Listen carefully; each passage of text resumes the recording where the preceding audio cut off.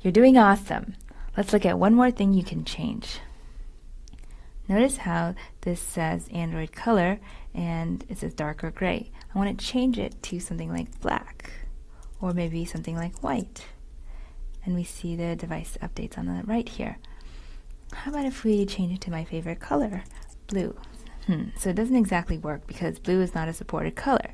There's a limited set of colors provided by Android, but you can still access a whole range of other colors by specifying the exact hex color code. You can find those again in the material design spec for color.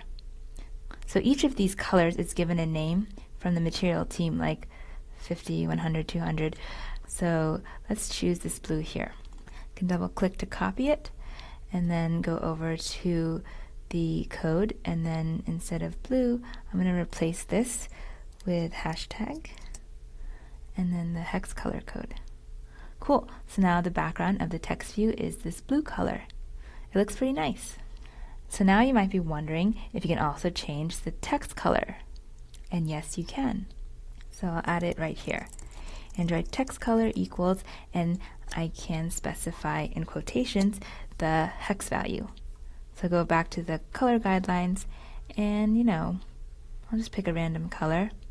I like green, so this color will do. Copy that and then paste that here in between the quotes. Hashtag and the hex code.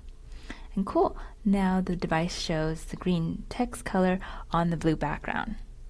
Now it's your turn. Change the color of the background and the text of the text view to two different colors from the material design spec. This is linked below, as well as the XML visualizer that has your starter code. Have fun!